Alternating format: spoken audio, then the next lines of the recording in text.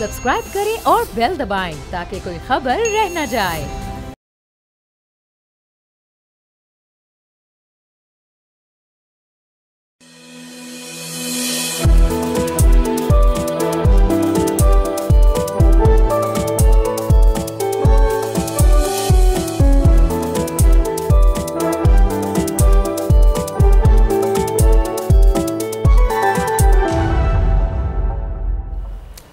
बिस्मिल्लाहिर्रहमानिर्रहीम। अस्सलाम वालेकुम नाज़रीन, प्रोग्राम फ्रंट पेज के साथ मैं हूँ मोइज़ुर रहमान और मैं हूँ अरीबा फातिमा। आज हम खबरों का आगाज़ करेंगे कुछ बहुत ही तहलका खेज़ खबरों के साथ, क्योंकि जाहिर सी बात है Donald Trump is in office, तो वो हर दिन कोई ऐसा नया फैसला ले लेते हैं जिसके बारे में हमें बात करनी पड़ती है। तो चलते हैं बिल्कुल नाज़रीन, जब से डोनाल्ड ट्रंप ने इक़्तिदार ज्वाइन किया, he seems on a roll, रोज़ सनसनीखेज़ खबरें आ रही हैं। और आज की भी खसूसी खबर यही है कि एक अपडेट अमेरिकन अदालत से आई है कि वहाँ सुप्रीम कोर्ट के जज जॉन रॉबर्ट्स ने सदर डोनाल्ड ट्रंप की एडमिनिस्ट्रेशन को जो बैरूनी इमदाद फंड्स रोकने की इजाज़त देते हुए वफाकी जज के ऑर्डर पर आर्जी तौर पर एक स्टे ऑर्डर दे दिया है। नाज़रीन, अमेरिका के चीफ जस्टिस रॉबर्ट्स ने वाशिंगटन के डिस्ट्रिक्ट जज आमिर अली के इस हुक्म को रोक दिया, जिसमें उन्होंने बुध की रात 11:59 तक का डेडलाइन उन्होंने रखी थी। और जज रॉबर्ट्स ने इस आर्जी हुक्म की कोई वजह तो बयान नहीं की, जिसे एक एडमिनिस्ट्रेटिव स्टे कहा जाता है। बिल्कुल, और ट्रंप की एडमिनिस्ट्रेशन ने कोर्ट में दायर की गई फाइलिंग्स में कहा है कि उन्होंने अमेरिकी फॉरेन एड कॉन्ट्रैक्ट्स और ग्रांट्स की अक्सरियत को ख़त्म करने का एक फ़ाइनल फ़ैसला कर लिया है, लेकिन साथ ही ये भी कहा है कि वो जज अली की अदालती डेडलाइन को पूरा नहीं कर सकते। ट्रंप की एडमिनिस्ट्रेशन जो है यूएस एड के हवाले से जो भी डेवलपमेंट के प्रोजेक्ट्स हैं उनमें 90% से ज़्यादा फॉरेन एड कॉन्ट्रैक्ट्स और दुनिया भर में एटलीस्ट $58 बिलियन से ज़्यादा की अमेरिकी इमदाद को काट रही है। और स्टेट डिपार्टमेंट के एक तर्जुमान ने भी इसे ट्रंप की अमेरिका फ़र्स्ट एजेंडा का हिस्सा करार दे दिया है। नाज़रीन, इस फॉरेन एड फंडिंग का तनाज़ा एड ऑर्गेनाइजेशंस की तरफ से दायर करदा 2 मुकदमात से पैदा हुआ, जिसमें इल्ज़ाम लगाया गया है कि एजेंसीज़ ने गैर कानूनी तौर पर तमाम फॉरेन एड पेमेंट्स फ्रीज़ कर दी हैं। सदर डोनाल्ड ट्रंप की एडमिनिस्ट्रेशन ने 13 फरवरी के जज आमिर अली के आर्जी हुक्म के बावजूद इन पेमेंट्स को बड़ी हद तक फ्रीज़ रखा है, जिसमें कहा गया था कि उन्हें रिलीज़ किया जाए। उसके बाद भी मुतादिद अहकामात जारी किए गए हैं कि एडमिनिस्ट्रेशन उन पर अमल करे, जिसका आखिरी हद बुध की रात का डेडलाइन था। और यहाँ पे इंटरेस्टिंगली कुछ payments I think US in the last week release की गई। पूरी दुनिया में फंडिंग और एड को रोक दिया गया है, एड्स के प्रोग्राम्स को बहाल नहीं किया गया, न्यूट्रिशनल वैल्यू के हिसाब से जो भी प्रोग्राम्स थे उनको बंद कर दिया गया है। और आपको नाज़रीन ये बताना बहुत ज़रूरी है कि जो जस्टिस आमिर अली हैं, ये जो बाइडन के ज़माने में इनको तैनात किया गया था, तो ये वो वाहिद शख्स थे इस पूरे लीगल प्रोसेस में जिन्होंने अपनी तरफ से कुछ हद तक कोशिश की कि एड को इस तरह नहीं रोका जाए। यहाँ ये भी बताएं कि अमेरिकी जस्टिस डिपार्टमेंट के वकला का मौक़िफ़ ये है कि एडमिनिस्ट्रेशन का ये हक़ हासिल है, उनको ये हक़ है कि वो अपने मुआहिदों को मुअत्तल करें जब तक कि वो इनका जायज़ा ले रहे हैं, ये तयन कर रहे हैं कि आया ये वो एडमिनिस्ट्रेशन की पॉलिसी के मुताबिक हैं मुआहिदे या नहीं। और इसके साथ साथ ट्रंप एडमिनिस्ट्रेशन ने अपनी नई फाइलिंग में कहा है कि ये जायज़ा अब मुकम्मल हो चुका है। उन्होंने कहा है कि यूएस एड ने तकरीबन 5800 अवार्ड्स को मनसूख करने का फ़ैसला कर लिया है, जबकि 500 से ज़्यादा अवार्ड्स को वो बरकरार रखेंगे। नाज़रीन, अमरीकी इंतज़ामिया के एक आला अफसर ने अदालत में एक पहली फाइलिंग में कहा था कि कॉन्ट्रैक्ट्स को ख़त्म करने की वजूहात में जो वजूहात हैं वो बेसिकली डाइवर्सिटी, एक्विटी, इंक्लूजन और एक्सेसिबिलिटी से मुताल्लिक हैं, या उन्हें फजूल समझा गया है। सदर डोनाल्ड ट्रंप ने डाइवर्सिटी, एक्विटी और इंक्लूजन से मुताल्लिक प्रोग्राम्स पर सख्त पॉलिसी इख्तियार की है और पिछले महीने में अपने ऑफिस के दूसरे दिन एक एग्जीक्यूटिव ऑर्डर दस्तखत किए थे, जिसमें फेडरल एजेंसी चीफ्स को DIP पॉलिसीज़ को ख़त्म करने का हुक्म दिया गया था। बिल्कुल, और एडमिनिस्ट्रेशन ने बुध को कहा है कि secretary of state Marco Rubio ने प्लेंटिफ्स की तरफ से 24 जनवरी से पहले का काम के लिए गुज़िश्ता इनवॉइसेस को आम वेटिंग प्रोसीजर्स के बग़ैर पेमेंट के लिए तेज़ करने का हुक्म दे दिया है। और वो ये भी इसलिए हुआ है क्योंकि जज अली के ऑर्डर की तामील करने के लिए वो एक नेक नियति की कोशिश कर रहे हैं, गुडविल क्रिएट करना चाहते हैं। उन्होंने कहा है कि जबकि कुछ रकम बुध को अदा की जाएगी, मुकम्मल अदायगियों के लिए हफ्ते भी लग सकते हैं। नाज़रीन, यहाँ यहाँ याद रहे कि सदर डोनाल्ड ट्रंप ने पिछले महीने अपने ऑफिस के पहले दिन तमाम फॉरेन एड पर 90 दिन का वक्फा लेने का हुक्म दिया था। इस हुक्म और बाद में सादिर होने वाले स्टॉप वर्क ऑर्डर्स ने दुनिया भर में USAID ऑपरेशंस को रोकते हुए ज़िंदगी बचाने वाली फूड और मेडिकल एड की फराहमी को ख़तरे में डाल दिया है। अगर हम अमेरिकी सदर डोनाल्ड ट्रंप की बात करें तो उन्होंने इसराइल के गज़ा में जारी नस्लकशी की मुसलसल हिमायत की है और अब उन्होंने फॉरेन एड प्रोग्राम्स को भी निशाना बनाया है जिनका गज़ा से ताल्लुक़ था, और इनकी वजह से बहुत से फ़लस्तीनियों की इंसानी इमदाद में बेसिकली काफ़ी ज़्यादा खलल आ सकता है।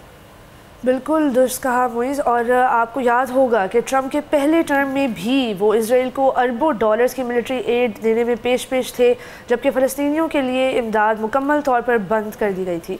अब जबकि गज़ा में सूरत हाल इंतहाई तशवीशनाक है, उनको रिकन्स्ट्रक्शन के लिए फ़ंड्स की ज़रूरत है, जहाँ 1 साल से ज़्यादा अरसे से इसराइली फ़ौज के मुसलसल बमबारी के नतीजे में हज़ारों बच्चे शहीद हो चुके हैं। 40,000 से ज़्यादा फ़लस्तीनी इस वक्त एटलीस्ट US के हिसाब से शहीद हो चुके हैं, बल्कि बाकी जो नंबर्स हैं वो लाखों में इन आदादो शुमार को बयान करते हैं। इस तमाम सूरत हाल के बावजूद ट्रंप का ये फॉरेन एड कट्स हालात को मज़ीद ख़राब कर सकती है। नाज़रीन, ये सिर्फ ये जो फॉरेन एड कट्स हैं सिर्फ गज़ा को मुतासर नहीं करेंगे, बल्कि दुनिया में वो तमाम ममालिक जहाँ इंसानी बहरान जन्म ले चुके हैं वहाँ पे बेसिकली अमेरिकन इमदाद का बहाव रुक जाएगा और ऑब्वियसली इसका इम्पैक्ट बहुत शदीद होगा इंसानी लिहाज से। और आलमी बरादरी इस फैसले पर तशवीश का इजहार कर रही है क्योंकि अमेरिका दुनिया में सबसे बड़ा इंसानी इमदाद फराहम करने वाला मुल्क है। तकरीबन 42% दुनिया की फ़ॉरेन एड अमेरिका से जाती है। और सिर्फ यही नहीं, डोनाल्ड ट्रंप की खारजा पॉलिसी में अमेरिका जो फ़र्स्ट का नारा है वो बज़ाहिर लग ये रहा है कि इंसानी इक़दार और बैनुल-अक़वामी ताउन को नज़रअंदाज करता हुआ दिखाई देता है। तो लग तो यही रहा है कि अमेरिका फ़र्स्ट का नारा सिर्फ उन चीज़ों तक लिमिटेड है जिसमें डेवलपमेंट हो रही है, किसी हेल्थ केयर की प्रोविज़न हो रही है। मतलब जो भी अच्छे काम हैं वो अब अमेरिका नहीं करेगा, लेकिन जो बुरे काम हैं वो वैसे ही जारी रहेंगे। बिल्कुल। आई थिंक लेट्स सी कि आगे जाके क्या होता है। फ़िलहाल तो मायूसी ही हुई है, let's see what happens ahead. और जहाँ तक ये बात सही नज़र आती है कि जो बेसिकली फ़ॉरेन एड है, वर्ल्ड बैंक की एक रिपोर्ट जिसका हमने पहले भी तस्करा किया था अपने प्रोग्राम में कि दुनिया की नाज़रीन 20% बैरूनी इमदाद करप्शन की नज़र हो जाती है, जो कि अमेरिकन सेनेट पर भी ये रिपोर्ट रखी गई थी। और 30% हिस्सा अपने बेसिकली जो ज़रूरी जो लोग बेसिकली उसके मुंतज़र उन तक पहुँच नहीं पाती, तो उसके ऑडिट की ज़रूरत तो है। एंड ऑब्वियसली जो वो काम है कि ज़्यादा आसान काम क्या है, ऑडिट करना या बस एड हाँ, तो वो वन साइज फिट्स ऑल वाला ब्लैंकेट बैन नहीं इस्तेमाल होना चाहिए। जो नाज़रीन इस वक्त लोग ज़रूरतमंद हैं, स्पेशली गज़ा तक और जो वहाँ तक इमदादी सामान की पहले ही बहुत ज़्यादा किल्लत है, तो वहाँ तक तो जानी चाहिए। और एक बहुत अहम अपडेट यहाँ ये भी है कि जो पहली कैबिनेट मीटिंग थी डोनाल्ड ट्रंप की कैबिनेट की वो इस वक्त हुई है, लेकिन जो तमाम न्यूज़ वायर ऑर्गेनाइजेशंस हैं, रॉयटर्स हो गई, एसोसिएटेड प्रेस हो गया, ब्लूमबर्ग न्यूज़ हो गए, ख़ास तौर पे ये 3 इदारे जिनकी ज़िम्मेदारी है न्यूज़ वायर को रन करना, इनकी वजह से ही हम जैसे तमाम जो ख़बरसां इदारे हैं हम आप तक की ख़बरें पहुँचा पाते हैं, लेकिन इनको ब्लॉक कर दिया गया, इनको कैबिनेट मीटिंग को नहीं अटेंड करने दिया गया। और ये एक नया प्रेसिडेंट सेट हो गया है जिससे अब डोनाल्ड ट्रंप चाहें तो किसी भी खबर को रोक सकते हैं, किसी भी खबर को दबा सकते हैं। तो ये एक बहुत ही ज़्यादा तशवीशनाक सूरत हाल डेवलप हो रही है। बिल्कुल नाज़रीन, ट्रांसपेरेंसी बहुत इंपॉर्टेंट है, चाहे वो फॉरेन एड की ट्रांसपेरेंसी हो या फ्लो ऑफ इंफॉर्मेशन की हो। तो आई थिंक जहाँ तक उनका फॉरेन एड के हवाले से वो कहते हैं कि ट्रांसपेरेंसी होनी चाहिए, वहाँ तक तो ये मामला ठीक है, लेकिन अगर उसका जो ट्रांसपेरेंसी पैदा करने का निज़ाम जो तख्लीक करना चाह रहे हो वो ज़्यादा ट्रांसपेरेंट हो तो बेहतर हो सकता है। और हम इस हवाले से नाज़रीन को मज़ीद भी आगाह करेंगे, लेकिन यहाँ वक्त हुआ जाता है एक ब्रेक का, कहीं नहीं जाएगा, हमारे साथ ही रहिए, देखते रहिए बोल रही बस।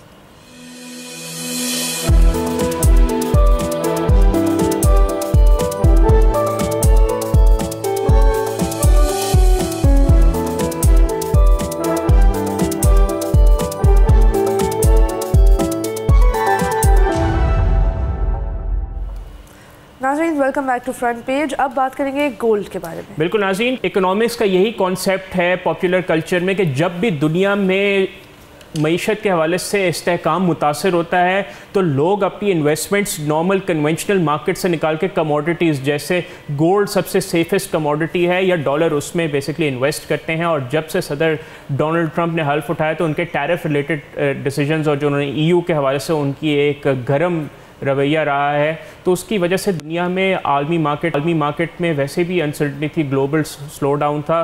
तो अब वहाँ पे मज़ीद इंस्टेबिलिटी पैदा हुई और लोगों ने अपना जो सरमाया वो गोल्ड में डालना शुरू किया। इस वजह से आपने देखा कि गुज़िश्ता दिनों गोल्ड जो है $2900 की जो नफसियाती जो बेसिकली हद है उसको अबूर कर गया। और पाकिस्तान में भी चंद रोज़ पहले जो सोना है वो फ़ी तोला 3 लाख रुपए को भी अबूर कर गई। इवन तो अभी परसों उसमें कुछ करेक्शन हुई, 2400 रुपये तोला कमी आई गई। तो ज़रा आपको गोल्ड की मार्केट के बारे में कुछ आपको एक जायज़ा देते हैं। अभी रिसेंट 2-3 दिनों में, एक हफ़्ते में जो है तकरीबन थोड़ा सा स्लो डाउन हुआ गोल्ड की मार्केट में, जो कि $2900 तक चला गया था। आपको स्क्रीन पे ग्राफ भी नज़र आ रहा होगा जो उसकी ट्रेजेक्ट्री को दिखाता है कि एकदम से काफ़ी ऊपर ट्रेजेक्ट्री थी, अब ज़रा थोड़ा सा उसके अंदर स्लो डाउन आ रहा है।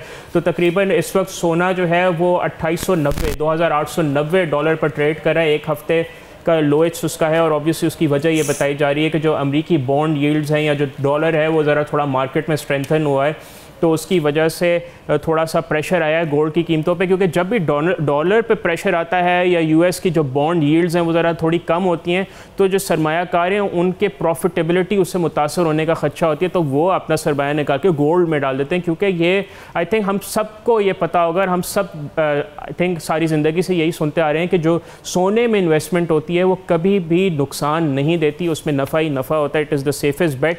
और ऑब्वियसली उसका जो है स्टॉक मार्केट से भी ताल्लुक़ होता है। जब स्टॉक मार्केट पॉजिटिव होती है तो लोग उसमें, क्योंकि उसमें एबिलिटी होती है, थोड़ी फास्ट होती है, तो अमेरिकन मार्केट्स और ग्लोबल मार्केट्स में थोड़ी एक तेज़ी दिखाई गई। इक्विटी मार्केट में तो थोड़ा सा उसका वज़न सोने की कीमतों पर भी आया। लेकिन नाज़रीन, अनसर्टेनिटी के जो बादल हैं वो बिल्कुल भी नहीं गए, वो अभी तक यहीं मौजूद हैं। इस वजह से कहा जा रहा है कि जो अमरीकी सदर डोनाल्ड ट्रंप की जो टैरिफ पॉलिसीज़ हैं जो अभी तक मार्च तक मौखर की गई थी, अगर वो मज़ीद मौखर नहीं होती, और जो ट्रेड वॉर का जो एक खदशा है यूरोप के साथ, कनाडा के साथ, चीन के साथ बढ़ता हुआ, तो बेसिकली उसकी वजह से जो है गोल्ड की कीमतें मज़ीद ऊपर जा सकती हैं। और बेसिकली जो आपको जैसे हमने बताया कि 25% टैरिफ EU की मार्केट पे हो गया, तो उससे ऑब्वियसली जो इस्तेहकाम है शदीद तरीन मुतासर होगा, और इसका गोल्ड पे बहुत ज़्यादा मुस्बत असर आएगा। एंड इंटरेस्ट रेट की बात आ रही है कि नाज़रीन, क्योंकि अमेरिका का जो मैक्रो इकनॉमिक डेटा आया है, ग्रोथ स्लो डाउन हुई है, तो इस वजह से क्या कहते हैं, थोड़ा फेडरल रेट कट्स का इम्कान जाहिर किया जा रहा है ताकि इकॉनमी की ग्रोथ को ऑब्वियसली बढ़ाया जा सके। इसकी वजह से भी गोल्ड का जो डाउन साइड है उसको लिमिट किया जा सकता है। और नाज़रीन, अगर कुछ अमरीकी मैक्रो इकनॉमिक डेटा की बात की जाए तो जुमे को कुछ जो डेटा आएगा जिसमें इन्फ्लेशन के नंबर्स आएंगे, जॉब्स के नंबर आएंगे, जो चौथा क्वार्टर है उसके GDP के नंबर, गुड ऑर्डर्स और पेंडिंग होम सेल्स, और जो बाकी जॉब्स के नंबर्स हैं, उससे बेसिकली पता चलेगा कि गोल्ड की आगे क्या ट्रेजेक्ट्री रहेगी। एंड ऑब्वियसली जो अब मार्केट स्पीचेस हैं उससे भी मॉनेटरी पॉलिसीज़ के हवाले से काफ़ी ऑब्वियसली पता चलेगा। अब ज़रा नाज़रीन कुछ टेक्निकल एनालिसिस गोल्ड की तरफ बात करें तो नाज़रीन, जो इस वक्त सपोर्ट लेवल्स हैं इस वक्त मौजूदा तकरीबन $2888 इमीडिएट क्या कहते हैं उसकी सपोर्ट प्राइस आ रही है। और बेसिकली जो की सपोर्ट प्राइस आ रही है सोने की वो $2860 से लेकर $2855 तक भी है। और अगर इसमें कुछ ज़्यादा ब्रेक आ जाए, यानी गोल्ड की कीमतों कुछ थोड़ी और मैक्रो इकोनॉमिक नंबर्स अच्छे आ गए तो ये कीमतें नीचे जा सकती हैं, ऑब्वियसली $2834 या $2800 तक आ सकती हैं। बट नाज़रीन, अगर कुछ नंबर्स और अनसर्टनिटी बरकरार रहे तो ये जो रेजिस्टेंट लेवल्स हैं ये हाई हो जाएंगे, यानी गोल्ड की प्राइसेस ऊपर तक जाएंगी, यानी तकरीबन $2900 से भी ऊपर जा सकती हैं, एंड $2930 तक भी जा सकती हैं। एंड कहा जा रहा है कि अगर मेजर रेजिस्टेंस आती है गोल्ड के हवाले से, अनसर्टनिटी और ज़्यादा बढ़ती है, तो ये कीमतें $2950 से लेकर $2960 तक आ सकती हैं। And obviously gold record high कीमतों पर जा सकता है। जो लोग सोने में इन्वेस्टमेंट के शौकीन हैं या जिनके पास ऑलरेडी इन्वेस्टमेंट इसको गोल्ड में है, तो आई थिंक उनके लिए काफ़ी ज़्यादा ये गोल्ड कमोडिटी को फॉलो करने का सही टाइम है। And I think they can, उनके काफ़ी मुनाफा भी हो सकता है सोने के हवाले से। सर्टेनिटी के बादल इस वक्त काफ़ी ज़्यादा गहरे हैं। बिल्कुल, और ये तो होता है कि जब भी कोई बहुत बड़ी ग्लोबल सिग्निफिकेंस का इवेंट होता है तो बहुत ज़्यादा मार्केट में वॉलेटिलिटी आ जाती है। अब डोनाल्ड ट्रंप के होने से गोल्ड के अंदर भी कशमकश है, बिटकॉइन में भी कशमकश है। अब देखते हैं कि अगले आने वाले दिनों में इकॉनमी का बचता क्या है। Interesting times ahead for sure. लेकिन अब बात करेंगे एक बहुत ही अनयूजुअल खबर के बारे में। एक ऐसी सिकनेस, बीमारी कॉन्गो में फैल रही है जिसके बारे में शायद हम सबको इस वक्त परेशान होना चाहिए। नाज़रीन, आपको बताएं कि इस वक्त 2 बड़े आउटब्रेक्स हो चुके हैं पिछले कुछ हफ्तों के अंदर कॉन्गो में, और ये इक्वेटोर नाम का प्रोविंस है जहाँ पे आउटब्रेक हुए हैं। और इनकी जो ओरिजिन है इस डिज़ीज़ का, उसका जा रहा है 3 बच्चों से जिन्होंने एक चमगादड़ को खा लिया। और उसके बाद उन्हें ये बीमारी हो गई। अब जाहिर सी बात है, जब कोविड भी हुआ था तो हमें दुनिया भर में ये बात तो समझ आई थी कि चमगादड़ों में या बैट्स के अंदर ऐसे कुछ डिजीज़ होते हैं जो पूरी दुनिया में फैल सकते हैं और बहुत ज़्यादा नुकसान कर सकते हैं, इकॉनमी का, लोगों का, जानी माली हर किस्म का। लेकिन क्योंकि कॉन्गो में हालात बहुत ज़्यादा ख़राब है, गुर्बत बहुत ज़्यादा है और एक शदीद लहर है एक्सप्लॉयटेशन की, जिसके तहत जो बड़ी बड़ी कंपनियां हैं वो लिथियम माइनिंग करती हैं और बहुत ज़्यादा इन्वायरमेंटल जो है नुकसान करती हैं उनकी इकोलॉजी को। तो इस तरह की चीज़ों की उनको उस लेवल पर केयर करना, रेगुलेशन का सहारा लेना, ये सब वहाँ नहीं होता। तो आपको बताते हैं कि ये डिजीज़ क्या है और किस तरीके से फैल रहे हैं। पहला जो अभी तक सो फार एटलीस्ट 53 ऐसे लोग हैं जिनकी डेथ हो चुकी है इसकी वजह से, और कम से कम 431 जो है रिपोर्टेड केसेस थे। एक गांव के अंदर ही जो है 419 केसेस हैं जिनमें से 45 लोगों की जो है वो डेथ हो गई है। यहाँ आपको बताएं कि इसके सिम्टम्स क्या हैं, इस डिज़ीज़ के बारे में कुछ क्लियरली सामने आ नहीं रही इन्फॉर्मेशन। WHO अफ्रीका का कहना है कि ये जो सिकनेस है एटलीस्ट 80% लोगों में सेम ही सिम्टम्स इसके होते हैं और ये सिम्टम्स इतने ओवरलैपिंग हैं with malaria and other disease कि इसका अहाता करना बहुत मुश्किल हो गया है कि ये डिज़ीज़ कहाँ से फैल रहा है और क्यों इतनी जल्दी फैल रहा है। यहाँ आपको बताएं कि इसमें फ़ीवर, वॉमिटिंग, डायरिया और जिस्म में दर्द होना, मुख्तलिफ अज़ा में दर्द होना बहुत ज़्यादा, ये चीज़ें शामिल हैं। बल्कि जब ज़्यादा सीवियर केस हो जाता है, ख़ास तौर पर अगर बच्चों में ये इलनेस आ जाए तो उनकी नाक में से भी खून निकलने लगता है, खून की उल्टियाँ भी होने लगती हैं। तो एक बहुत ही तशवीशनाक किस्म की बीमारी है।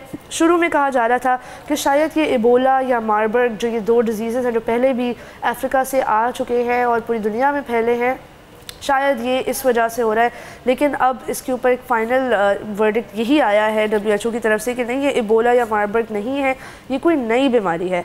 यहाँ पे दो बहुत मुश्किल चीज़ें हैं जिसके बारे में बात करना ज़रूरी, तो ये कि 48 घंटे के अंदर जो है वो लोगों की डेथ हो रही है और 12% केसेस में डेथ लोगों की हो चुकी है कि अगर उनको ये डिज़ीज़ कॉन्ट्रैक्ट किया तो 48 घंटे के अंदर उनकी डेथ हो जाए। ये 12% केसेस में हुआ है। इसके साथ साथ आपको ये भी बताएं कि कम से कम 80% लोगों को तमाम सिम्टम्स से गुजरना पड़ रहा है और जिस तरीके से लोग बेहतर भी हो रहे हैं उसके बारे में कोई क्लियर इन्फॉर्मेशन नहीं सामने आ रही कि ये डिज़ीज़ खुद ही चला जाता है या किसी दवाई से क्योर होता है। तो ये काफ़ी तशवीशनाक सूरत हाल है। सो फार वी हैवेंट हर्ड कि कॉन्गो से ये बीमारी कहीं और फैली हो, लेकिन यकीनन अगर ये इतने हफ्तों से चल रहा है मामला तो ये फैलेगी भी। और WHO ने कोविड का पेंडेमिक हुआ था उसके बाद उन्होंने एक बहुत बड़ी कॉन्फ्रेंस में कहा था कि हमें एक डिज़ीज़ एक्स, एक हाइपोथेटिकल डिज़ीज़ एक्स के लिए तैयारी करनी चाहिए कि ऐसा डिज़ीज़ जो कोविड से भी ज़्यादा कंटेजियस हो और कोविड से भी ज़्यादा मिस्टीरियस समझ आने वाला डिज़ीज़ हो। तो शायद ये वही डिज़ीज़ है और अब ये आ चुका है, क्योंकि अभी इस वक्त कॉन्गो में पूरी हेल्थ केयर कम्युनिटी को ये नहीं समझ आ रहा कि किस तरीके से फैल रहा है। ये जो दो गाँव हैं जिनमें ये डिजीज़ फैले भी हैं, ये एटलीस्ट 120 माइल्स के फासले पर हैं। तो ये काफ़ी ताज्जुब की बात है कि दोनों जगह पे ये कैसे फैल गया। और जो दूसरा केस था जिसमें जो ज़्यादा बड़ा आउटब्रेक था बोमाटे विलेज के अंदर, वहाँ पे भी ये बसंकुसु हेल्थ जोन के अंदर आता है और इसमें भी यही कहा जा रहा है कि 48 आवर्स के अंदर अंदर लोगों की डेथ्स हो रही है। अब क्योंकि कॉन्गो में इतना हेल्थ केयर इंफ्रास्ट्रक्चर भी नहीं मौजूद कि हम जो है वो दावे के साथ या श्योरिटी के साथ कह सकें कि जो तमाम फैक्ट्स एंड फिगर्स हैं ये 100% तस्दीक शुदा है। लेकिन सो फार जितने भी क्रेडिबल न्यूज़ रिपोर्टिंग ऑर्गेनाइजेशन है जैसे रॉयटर्स है, इन तमाम बड़े ख़बर रसां इदारों ने यही कहा है कि ये डेथ्स इस वक्त हो चुकी हैं, 48 आवर्स के अंदर हो रही हैं और अभी तक सिवाय सिम्टम्स के इतना नहीं पता कि ये डिज़ीज़ कहाँ से आ रहा है और क्यों आ रहा है।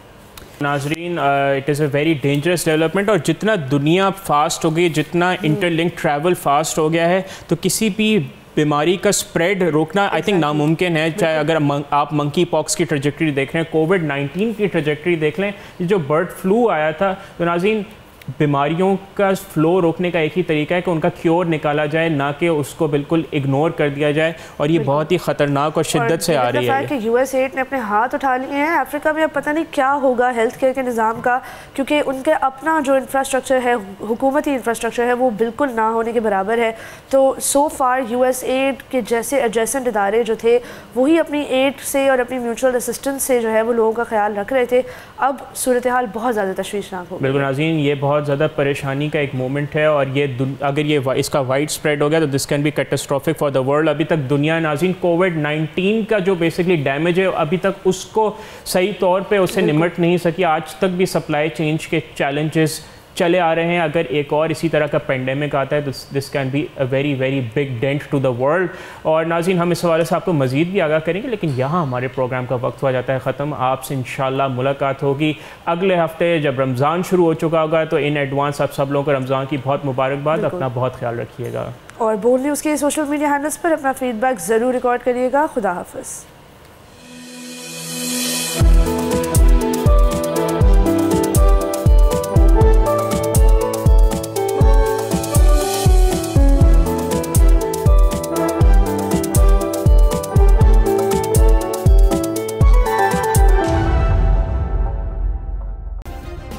सब्सक्राइब करें और बेल दबाएं ताकि कोई खबर रह न जाए।